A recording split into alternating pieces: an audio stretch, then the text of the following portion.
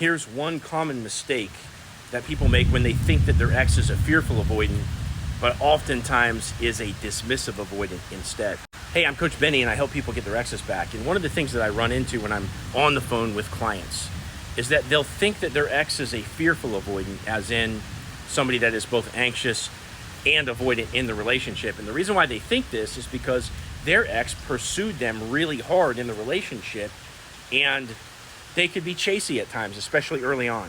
And so they're confused because their ex, pursued them in the beginning, typically. Now, one funny thing about dismissive avoidance is that they chase you in the beginning of the relationship. And the reason why is that they get validation from your acceptance of them. A dismissive avoidant has a core wound of feeling broken from neglect in childhood. They think that they're not good enough for you, and that if you actually see them, that you'll run away because you'll notice their low capacity for emotional output. And all of this is subconscious fears, okay? But that's how they feel inside. Now, a fearful avoidant is very different from a dismissive avoidant. A fearful avoidant usually is going to be pro-conflict. They'll stay in fights. A lot of times they have a hard time dropping a fight. Whereas a dismissive avoidant has no energy to fight whatsoever, typically. They're just going to run away or shut down in conflict. The dismissive avoidance core wound is feeling broken. The fearful avoidance core wound is a betrayal, a trust break, an ex that cheated, or somebody that abused them from the past. And yes, it is true, there are some fearful avoidants that act just like dismissive avoidance, but they do it for entirely different reasons.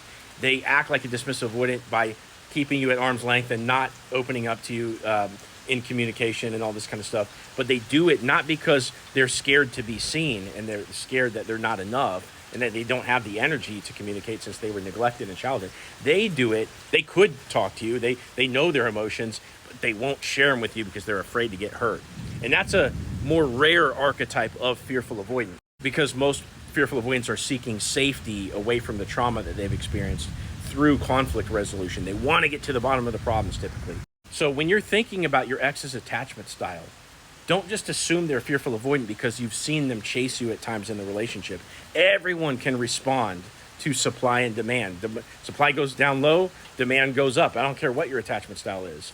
You threaten to break up with your ex, even if they're a dismissive avoidant, if they weren't expecting it, they might start chasing you. But look at their conflict style. Look at what is the thing that really scars them, and that usually comes out in conflict. And also the things that they say in the breakup. Okay, dismissive avoidance makes statements of low self-worth. Okay, fearful avoidance will tell you how much you've hurt them. These are two different types of statements of why the breakup is happening. And if you really still need to get to the bottom of it, you can't figure this out, click into my profile, click this link, set up a call with me, and let's talk about your story. And I'll give you a step-by-step game plan to get your ex back.